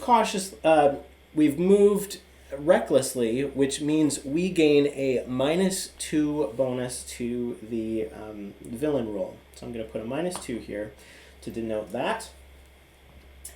And let's see what he does. And that is a 5 minus 2 is a 3. And a 3 is group +1 penalty to stat tests made next game turn. All right, so it's our turn again. Let's continue moving during the day. We're going to move, let's see, 2 over here. That will put out another tile here. And we have tile H, and this does contain a monastery. So let's put this right here. All right, and we've moved 2. So let's move 3 more. We have scaling gear, so we can go into the mountains. 1, 2, 3. And, actually, this is not a mountain that needs scaling gear. It's only the mountains that have this really bright yellow. These mountains you can only cross when you have scaling gear.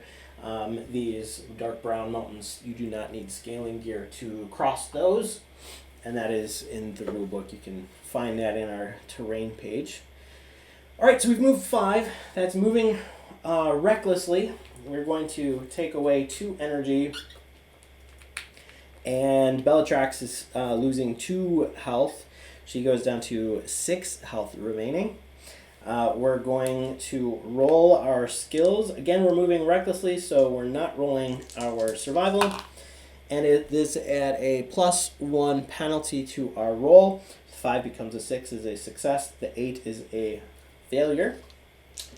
Let's roll for the Warlock. We have a 5 and a 5. 5 becomes a 6, so that is a failure. And the 5 for green is also a failure. Now, Belitrax actually made her navigate, so she has kept us from wandering. Our zombie of all creatures has kept us on the straight and narrow path. All right, so we are going to skip the circumstance phase because we are currently in a monastery. So at this time, we are going to check the monastery placard and see what we can do here. All right, so the group heals all lost vitals and negates any ongoing conditions and afflictions upon entering a monastery. So we get to heal to full here. Definitely a good thing.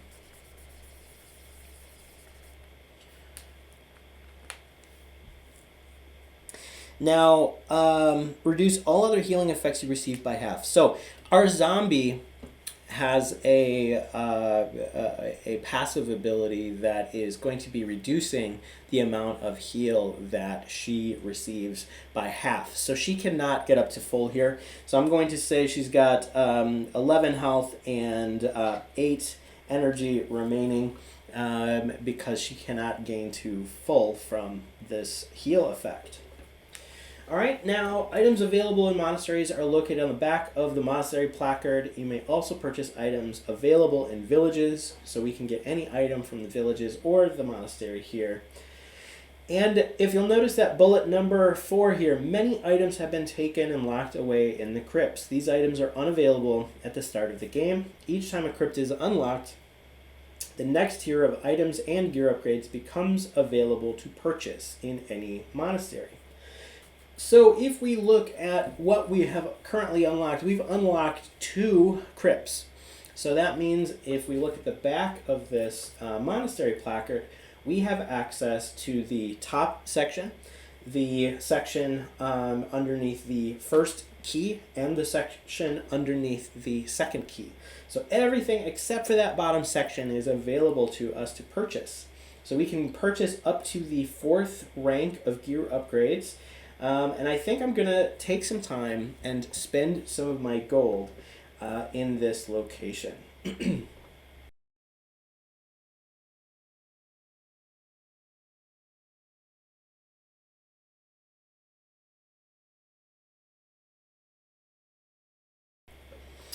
Okay, I've spent the gold that we're going to spend. I think we're also going to gain a few sovereign elixirs, which will cost us 6 gold each, and they can be used to remove 1 critical wound or raise 10 health.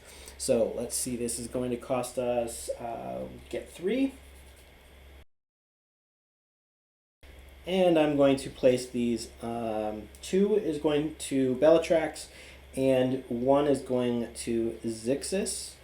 And that is going to leave us with 10 gold remaining between the 2 of our heroes.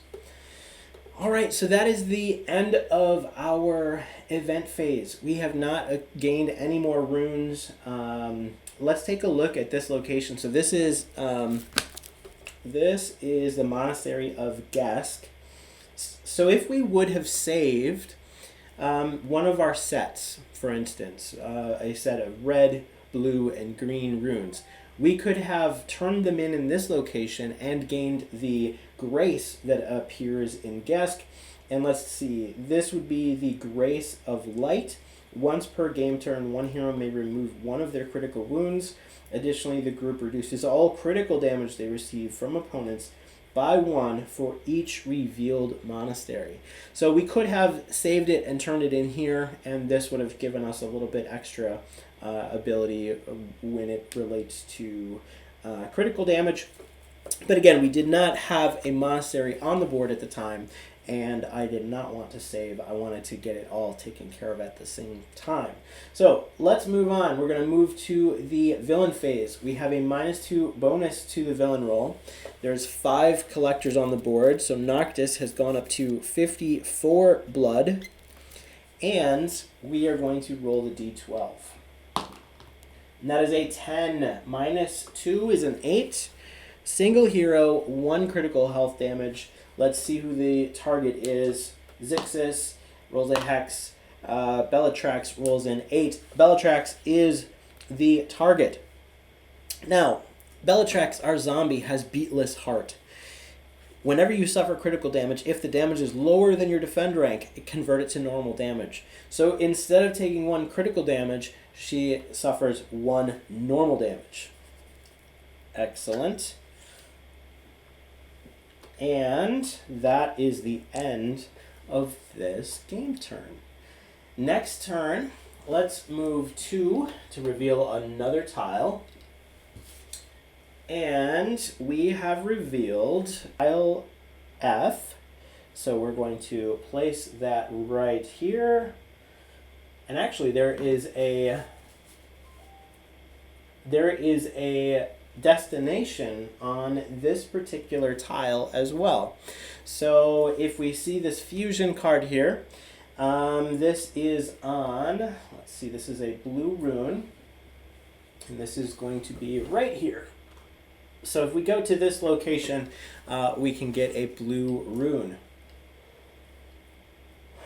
But I think I am going to push our envelope here and continue moving. 1, 2, 3, 4, 5, and we'll go 1 more for 6. We are currently on the hunt for Mirza Noctis. We want to take him out as soon as we can. All right, so we have moved 6. We're going to roll those skills again. We have a 10. That is a failure for navigate. Oh man, we might actually wander this turn, and there are 2 boss locations right next door to us. So we may be wandering into a boss lair. That'll be an interesting one. All right. Missed on explore as well. So Belitrax, our zombie, certainly losing her mind at the moment. We roll a 2 for navigate. So Zixis is able to actually make this roll. We are not going to wander this turn. I know you guys are probably excited to see a boss fight, but we are saving our energy for the boss fight as soon as we can find Noctis. All right. So the next thing we are going to do is we are going to play a circumstance. We are not on an event location. And this is number 2. So we've rolled an investigation. Now, there are currently 3 clues on this investigation. We cannot place another clue. You only play an investigation card when you actually land on the spot. So in this case, the hidden giant card is actually right over here. So in this case, we are actually not playing a card, and we're not placing a clue on the board. If this were any other card other than an investigation, then we would play the card, we'd pick it up, and we would play the effects of that card. All right, so we have played our circumstance phase. We are going to leap into the villain phase. We lose 1 more rank here. Coven goes down to a 2. Baneful Curse goes up to 23. And that's going to increase our damage just a little bit more. All right, and then we are going to play the villain phase. Again, Mirza Noctis is gaining 5 more blood. He is up to 59 blood. And we will roll to see what he has done. And that is a 2. And we have a -2 to the roll because we move recklessly again. Oh, I didn't take the damage for that. Let me take the damage. We're moving recklessly. And a 2 minus 2 is a 0. That means nothing happens this turn. Noctis is busy with other affairs at the moment. All right, our next turn. Let's move 1 more and reveal another tile. And check it out. It is Mirza Noctis's castle. So we have finally found Noctis's castle at the edge of the world, all the way over here. We have found the Bloodlord, and we are going to bring him pain. All right, so we've moved 1. Let's move 2, 3. Do we want to face him with... Yeah, let's do it. Let's do it. I'm going to face him currently with out full vitals. We're just going to see how it goes. I might die here just because I'm facing... Belitrax has 10 health and 6 energy left. We have a elixir. I think I'm going to use it. Let's see. The handy... Or not the handy elixir. The sovereign elixir raises 10 health. So we're going to gain 10 health minus in half, so she only gains 5 health from this. We'll use both of her sovereign elixirs, which will give her 10 health. She's up to 20 health and 6 energy. All right, so let's see if we can manage this. We are going to continue moving. We've moved into Noctis's castle. We are going to roll our skills. We moved 1, 2, 3, 4, so we're moving normally. Hex on navigate. We have a 3 on survival and a 4, so we gain a little gold. We roll a 4 on navigate, so that is also a success. And we missed everything else for Zixis here. We are not concerned with gold at the moment. We want to go to the Bloodlord.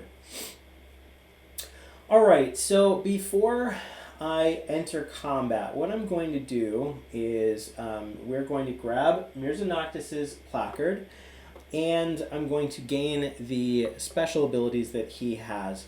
Now, he has 59 blood. But check it out. We actually activated runes in a crypt. And what happens at the end of the game, and this only happens when you're about to face Noctis, you're going to reduce the blood pool by an amount. So let's take a look at the Crypt Placard.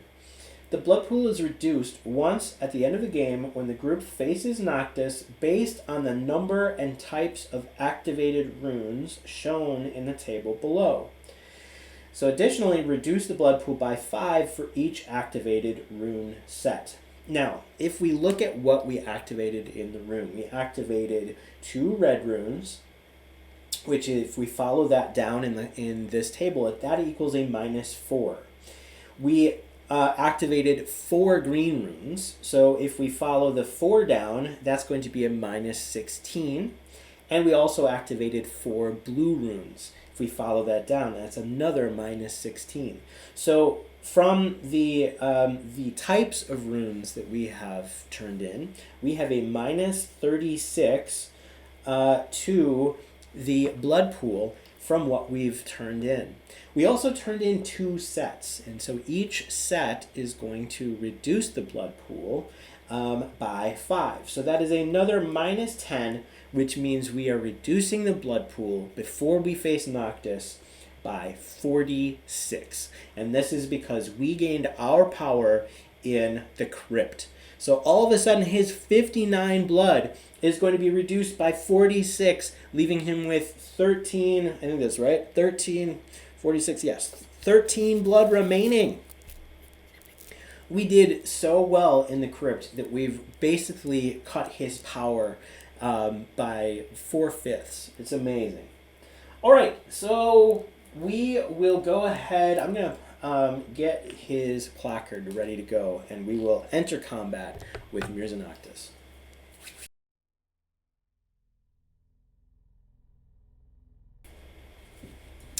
All right, now with the game, you have your own Mirza Noctis placard here, and this is actually the same material that comes with your game board. So this is not a dry erase board like your other placards might be. And you pop out this keepsakes section here, and this will show you the different types of and abilities that Noctis is going to gain. So I'll put this aside. I'm going to make some room because I think we are going to hopefully we'll defeat him or he will take us out this turn. I'm going to just move this stuff over to make a little bit of room so that you can see it and I can see it too. Alright, so Mirza Noctis only has 13 blood when we enter combat with him. If we check the Mirza Noctis placard, we see that he has an augmentation table here.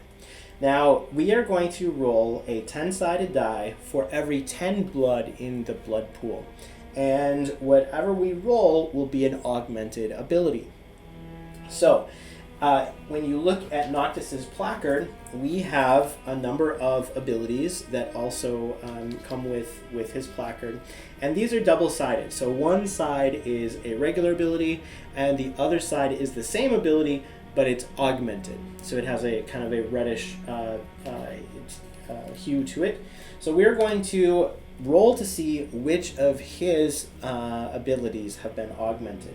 A D10, and it's a hex. Exsanguination is now augmented. Noctis has learned to forcibly draw blood without having to cut or bite his foes. Alright, so everything else except for exsanguination is a regular ability. We are going to place his augmented ability here. And I'm going to turn this so that I can see it when I'm facing him in combat. Alright, so let me put the rest on him.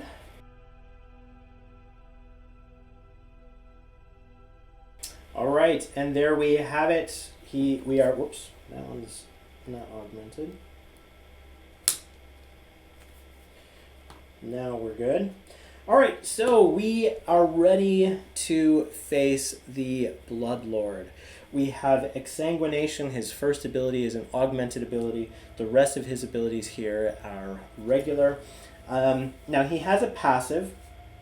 Until the end of each round, reduce your action rank by 2 for each hero ally who declared the same type of ability you declared. So for if we do the same thing, we are going to be reducing our action rank by 2. Each of Noctis's actions that refer to a hero's ability ranks refer to that actual rank and is not reduced by this passive. Alright, so I think we are ready to go. Now, Mirza Noctis, if we take a look at his placard one more time, the Mirza Noctis placard, check it out. He becomes an ascendant opponent at rank 30, at blood pool 30 or higher. But because we've reduced it down, he was on his way to attaining godhood. We actually have stopped that, and he is still an undead opponent, which means both of our heroes are going to gain favored opponents against Noctis. Alright, so first of all, I think what we're going to do is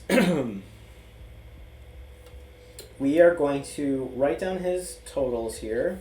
He has 130 health and 130 energy. And we will roll our favorite opponent damage first. So we are going to roll for our Warlock.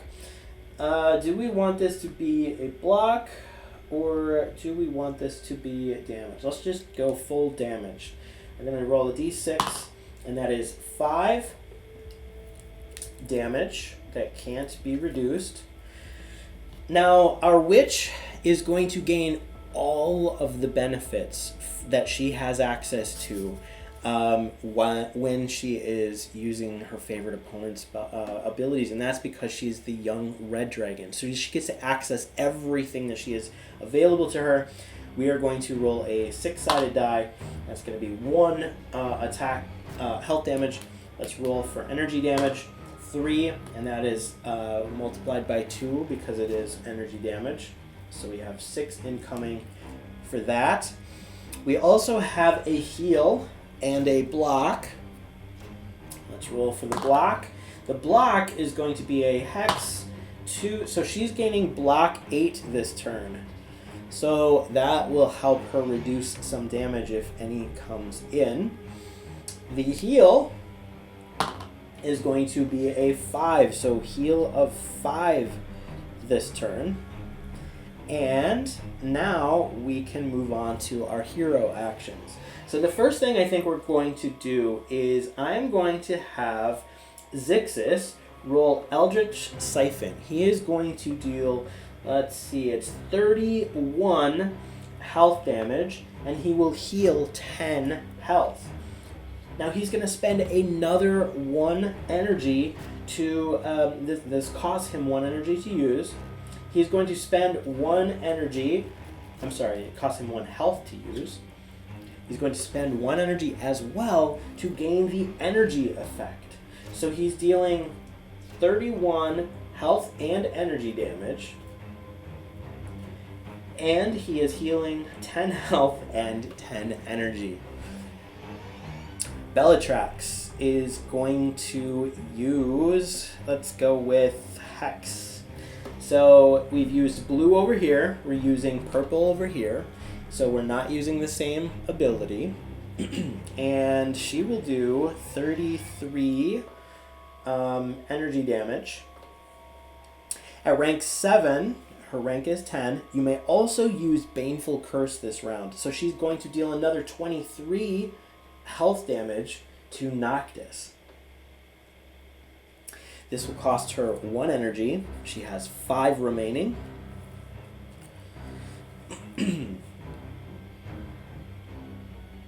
And oh no, it's 33 plus 6. She has one affliction, so this actually is 39 energy damage. And then let's see what Noctis does this round. And it is a 3 False Simulacrum. Heroes using their first mastery to damage Noctis target an ally instead and must roll Explore with a +1 penalty. Those who succeed deal half damage to that ally. If no hero targets Noctis with their first mastery, he uses Exsanguination this round instead. Oh my gosh. Our witch, our young red dragon zombie witch has been fooled. Noctis has made himself appear, or made our warlock appear like Noctis. So she is actually using her ability on Zixis. Oh my gosh. And must roll Explore with a +1 penalty. So we are rolling Explore with a +1 penalty. This is a 6. It's a 7, which becomes an 8. Oh no. Those who succeed deal half damage to that ally. So we're doing full damage to Zixis. She's doing 23 health. She's doing 39 energy. Holy wow. Alright, so what happens is this damage goes away for Noctis. Zixis has 10 health incoming, so he has 26 health. Minus that 23, he will have 3 health remaining. The heal that Belitrax was using, she hasn't declared a target, so she will declare the heal to go to Zixis, so he will be brought to 8 health remaining. But Zixis is going to lose all of his energy, all of it. He's got 0 energy remaining because of our witch. Our witch just drained Zixis completely of energy. All right, so we it's time to add up all of the damage here.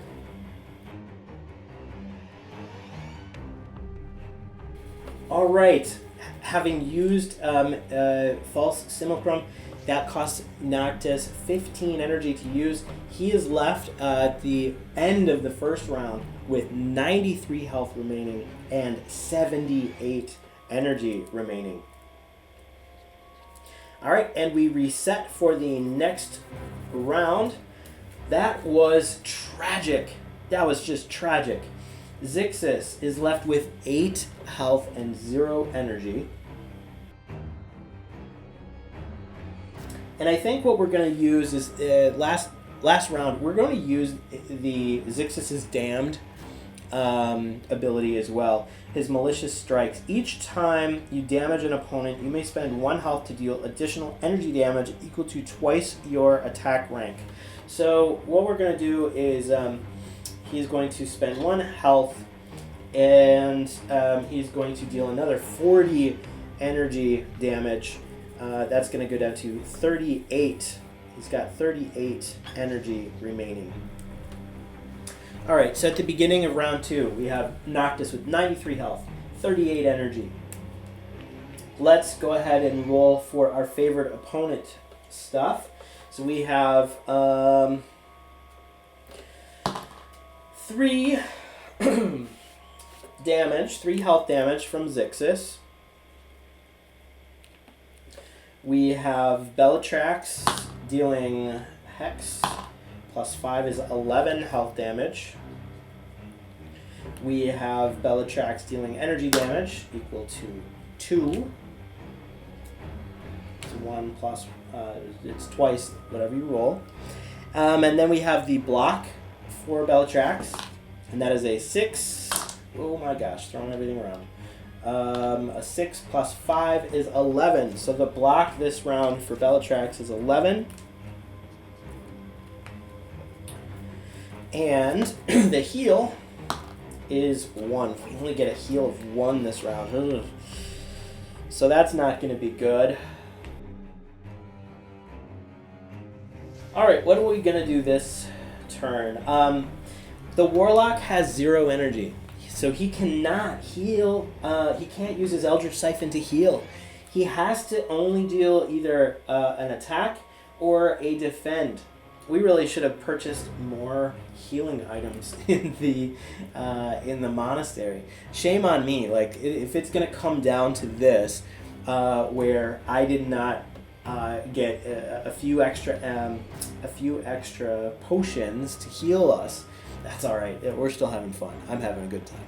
All right, so let's see. Is there any blood magic we can do? We should have faced an opponent too before we went up against him, because that would have soaked. That would have taken the attack. That's okay. All right, so we are going to just deal. Let's deal 20 health damage from Zixis, leaving him wide open to attack. He's only going to. He only has 7 health. This will be an interesting one. Belitrax got hit. She has 5 energy remaining, so she will use Hex to deal 33 energy. 30 no plus 6 is 9, so 39 energy she's going to deal, and she's dealing 23 health this turn. Let's see what Noctis does to us. And it is Exsanguination. This is going to be a augmented ability. Multi. Each hero using a defend action suffers 14 health damage, split evenly among them, and permanently loses maximum health equal to 1/3 their defend rank.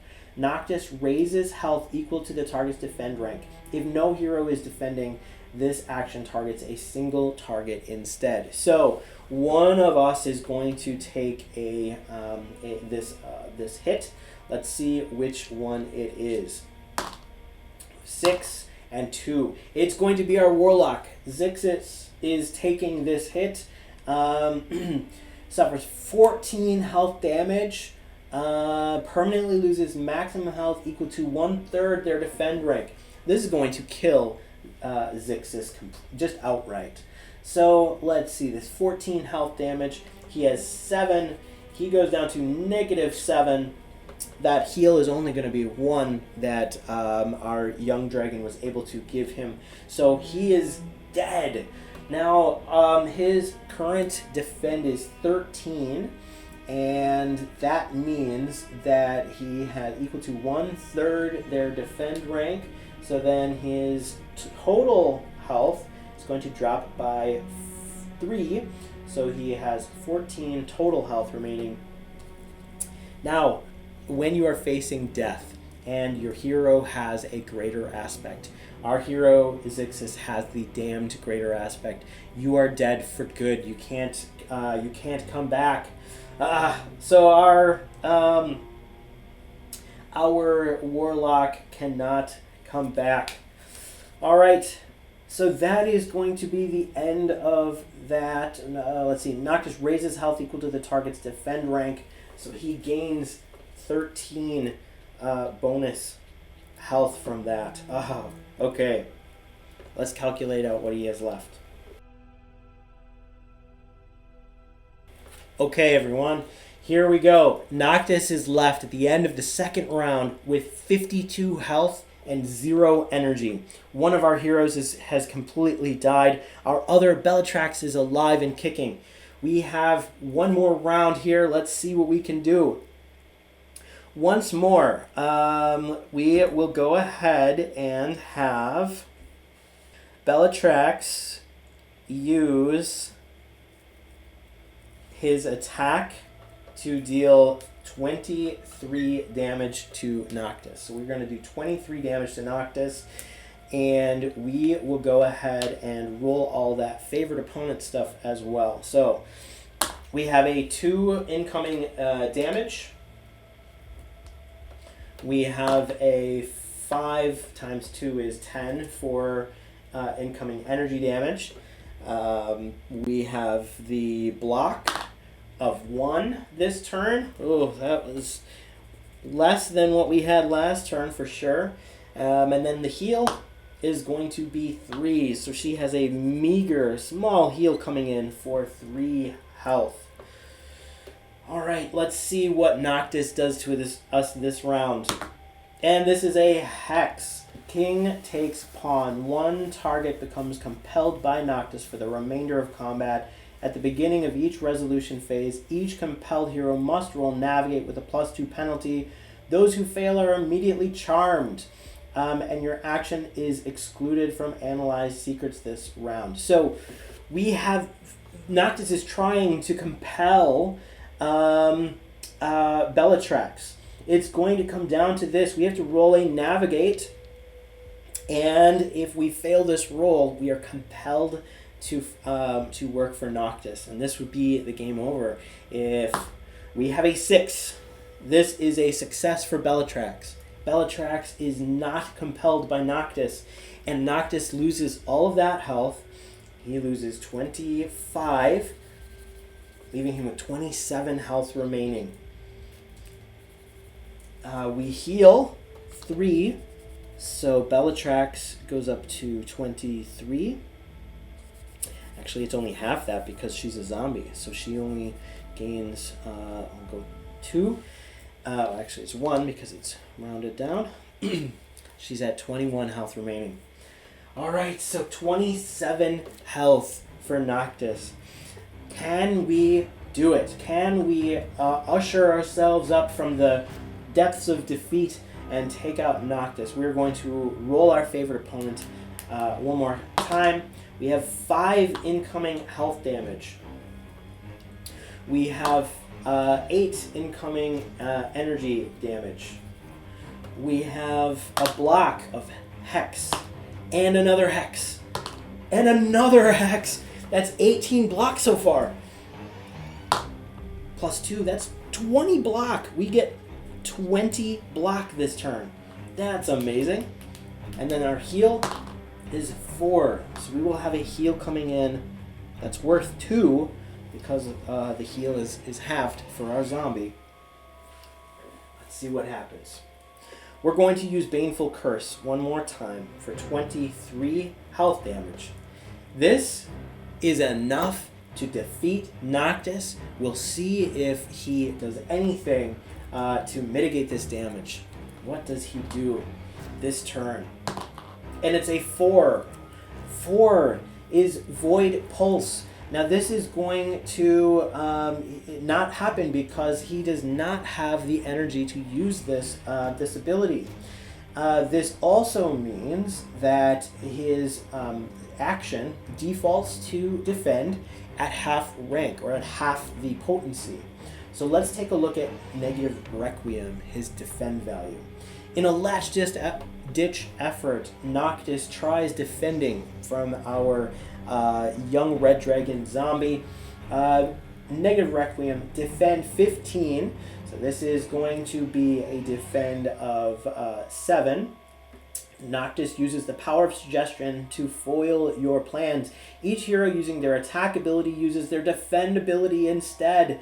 Oh no! Each hero using a mastery uses their other mastery instead. So in fact, Belitrax does not do the attack at all. In fact, our witch is using our defend. He was able to shut down that attack. All right, and he is left with 22 health remaining. And we have healed the 2.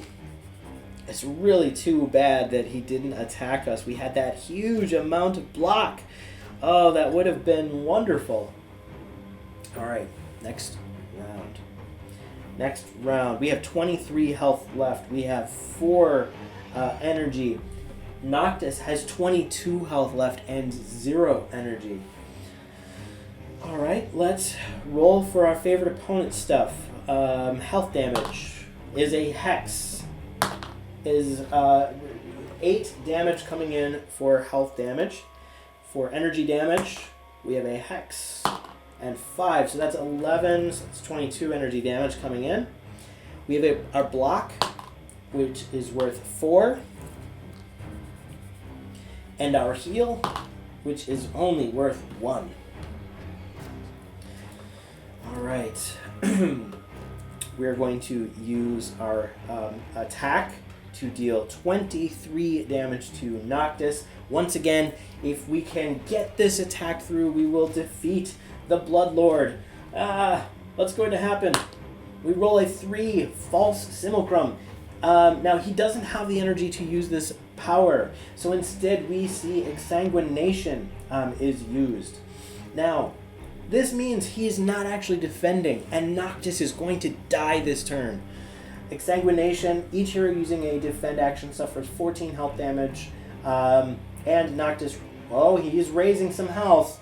Let's see if it's enough to defeat him here. Now everything is reduced by half because he does not have the energy to use his first mastery. So the first thing that happens is we are going to suffer 7 damage, all right, minus the block of 4. So this is going to be only 3 damage that we suffer. Belitrax is left with 20 health remaining, and permanently lose maximum health equal to 1/3 the defend rank. So we are going to lose maximum health ranks to 3 maximum health ranks, leaving the witch with 22 max health remaining. And Noctis raises health equal to the target's defend rank, which is 10, and it's halved because he can't use the energy for this. So he is going to gain a raise of 5. All right, so check this out. Noctis has 22 health at the beginning of this round. We have dealt him 8 damage for favored opponent, leaving him with 16 health remaining. We've done 23 health damage to him using our Baneful Curse, but he's reducing it by 5, which means we do 18 health damage. He is down -2. Noctis has been destroyed. This has been a nail biter. I knew that we were going to be close on this. I knew because we didn't buy any items, we didn't really outfit ourselves with a bunch of healing stuff. We're a pure tanky, damage dealing group. I knew it was going to be close, but our Warlock died in the first round. Belitrax was left with 20 health remaining, and so here this young red dragon zombie is now going to roam the halls of Noctis's castle. We've defeated the Bloodlord. At what cost? Thanks for joining me, everyone. I hope you guys had a great time watching this video. I had a great time playing it. So many varied things happened, and I mean, check it out. We didn't really focus on the day deck or the night deck at all. I think we went through maybe 2 or 3 cards in the night deck and similar for the day deck. But you got to see almost half of the power-up deck. You got to see a ton of the dungeon cards. But look at how many remain here. We've got, probably 30 cards in each stack remaining, except for blue, which is a smaller deck. You got to see only a small number of encounters. I think we've done 5 or 6 in this playthrough. So check out all of the encounters that you will have the opportunity to play with and to experience. To Hexperience. I don't know. It's not very punny anymore. And our blood magic. So we've gone through 6 of the blood magic spells. There's 28 in the deck. One of them was not really helpful to us because it was the expansion that deals with madness. But the rest we could have used. I did not choose to face another opponent before the end combat. I didn't want the video to go any longer than it has. But I hope you had a great time. I had a great time playing through this. If you have any questions or want to give me any suggestions for what kind of game you want to see in the future, I will certainly set that up and play another one for you guys. So thanks again. Have a great time and keep enjoying your adventures in the Explore It universe. They're always varied, and I always find myself just looking back on it and seeing it as its own little story. So thanks again.